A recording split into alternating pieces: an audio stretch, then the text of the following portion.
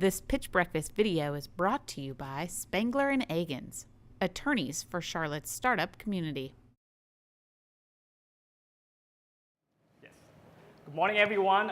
So glad to be here. Before I start anything, okay, just do me two quick favor. Raise your hand if you are a business owner and you have a retail store here. All right. Okay, great.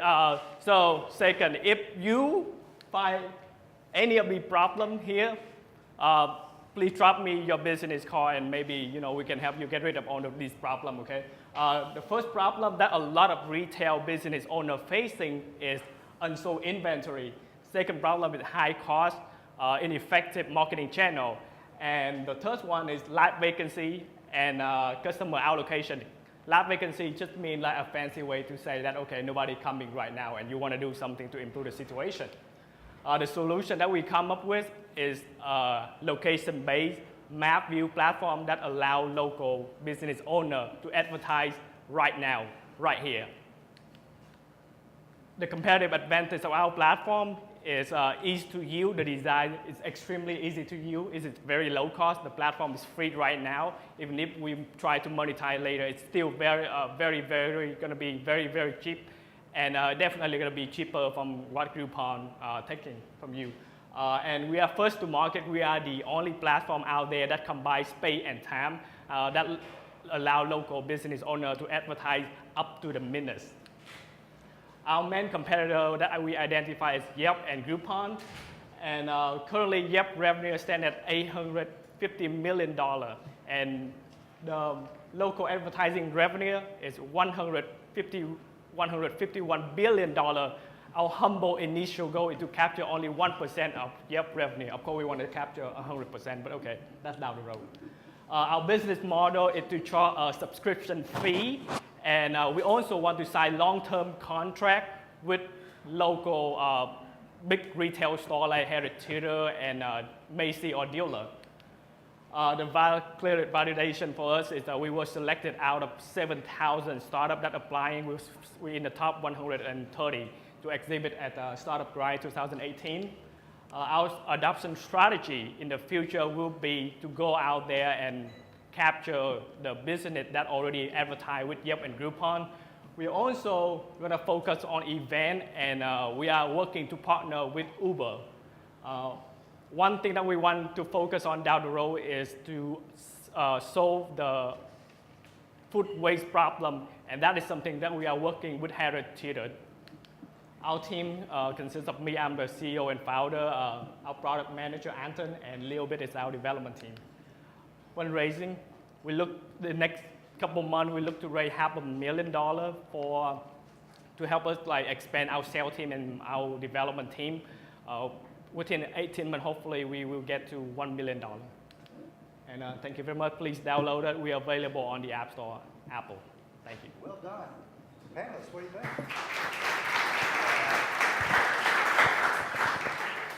Well, thanks, Dan, and congrats on being in the Startup Grind. One piece of feedback on the slides is I had a hard time reading all the text. I don't know if people in the back of the room could read it or not. It probably looks great on a screen or on a piece of paper, but it's really hard in a room this size, just for future reference, I guess. You mentioned first to market. I've seen other apps like this before.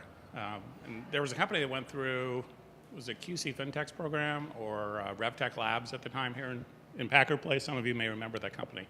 But it seems like there's other companies that have tried this before. Can you tell us a little bit about the research you've done on competitors in this space and maybe why these other people that have tried this haven't worked and maybe why you're different and why you will make it work? Yelp actually had advertising day by day, but we looking at live vacancy and customer allocation, we are thinking that a lot of business want to focus on the hour. For example, they just want to run the deal within the next 2 hours.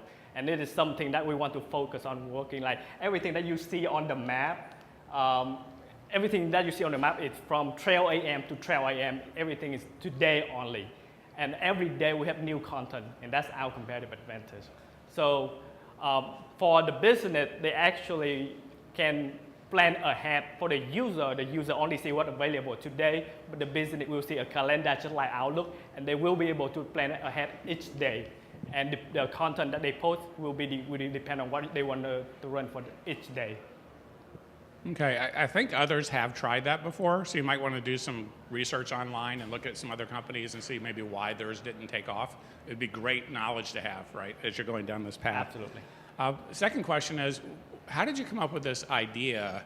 Did you have like an initial business you were working with that had this problem and you were developing a solution for them and they're your beta customer? Or how did you come up with this? Yeah, so I love Uber and Lyft, and I use it every day, and I think that the map had tremendous information and value.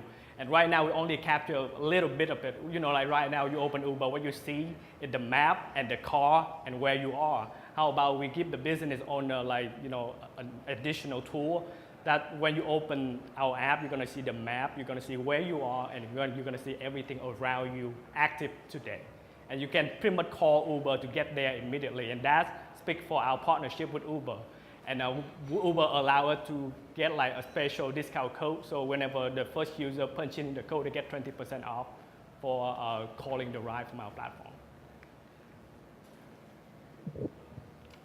Good job today. I actually liked your website too. You did a nice job on the layout of that. My biggest kind of challenges for you from the retail world, retailers really, unless it's something associated with point of sale, they have so much going on right now. Yes. Adding something onto their plate is going to be very difficult. So is there a way you guys can make it easier for them, either tying into existing systems or something?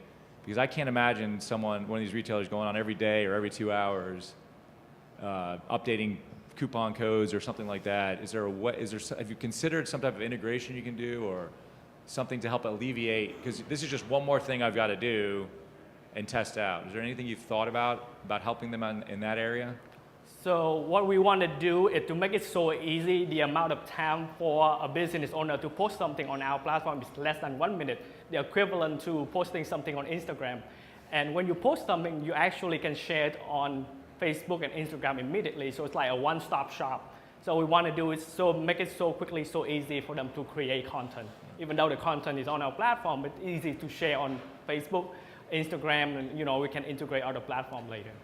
One thing I would suggest, because again, there's a company in town that's a company called House Account, and they have that's similar, but it's around digital marketing for businesses, and they actually had to end up hiring someone to do those postings. Yeah. So that may be something you have to consider just to get out of the bat to prove that it's working to these businesses. To hire someone, and it sounds obvious and so simple that like, hey, why wouldn't they just post it? It's just, like I said, their time is very, very short. The other thing is on your revenue model, a posting for $1 to get them to $1 million, that's a lot of postings. Is there something I'm missing on the revenue model, or is that what you're looking, is $1 a post? Have you run the numbers to get to $1 million? That's a lot of posts. The monthly subscription fee is $10 per month. So if you look at it, it's like $150 that we can capture from each business. Of course, I can increase that. But if you want to run $1 per event, like per offer per day, and if you do it $2 per week, so that is equivalent to like $8 to $10 per month, equivalent to like the subscription fee, right. Monthly subscription fee. So and that is just for one business. If we capture like 1,000 business, nothing times 1,000. Okay, I just think it's pretty aggressive with the pricing model right now.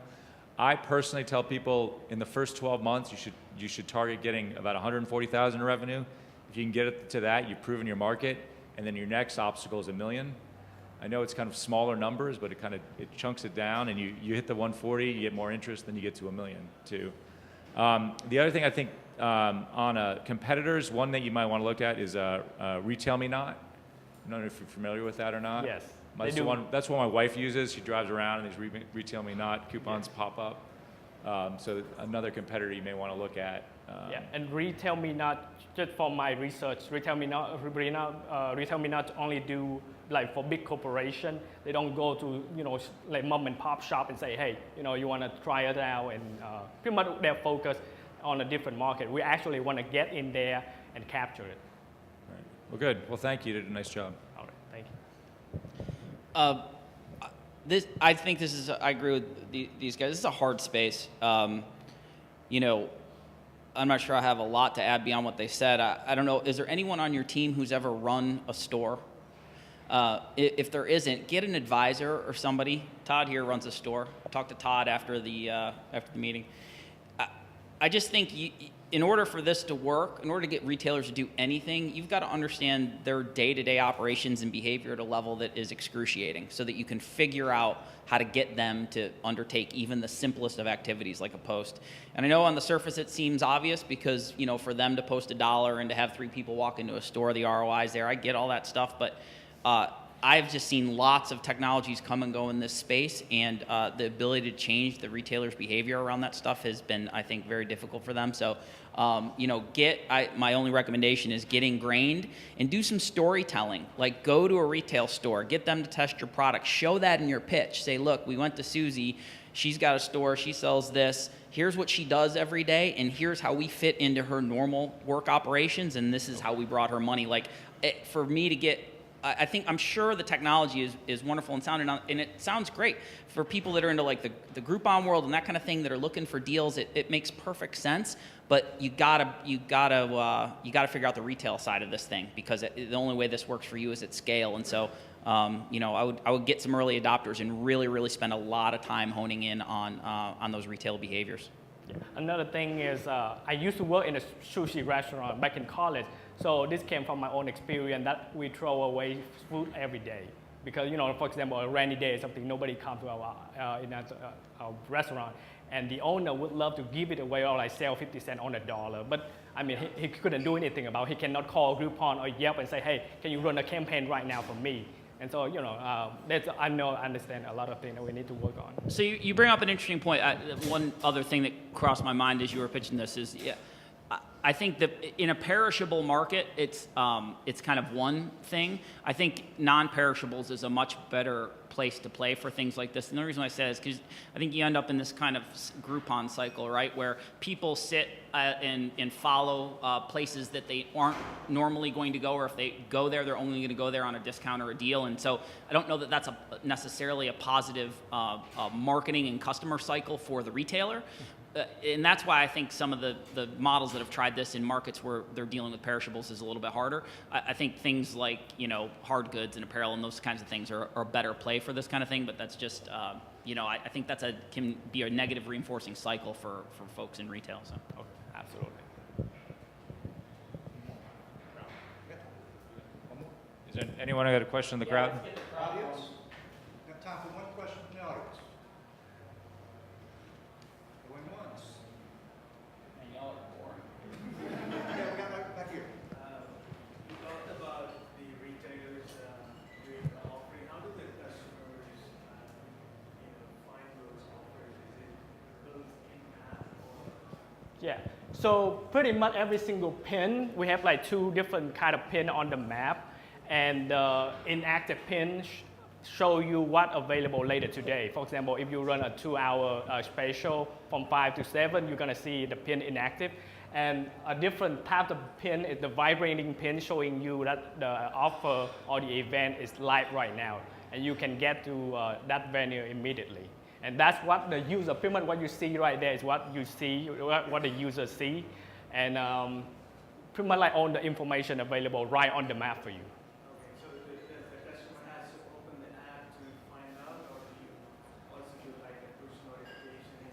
For example, if I go to a building, where I have a bunch of retailers, do you actually do a push notification to let them know these are offers?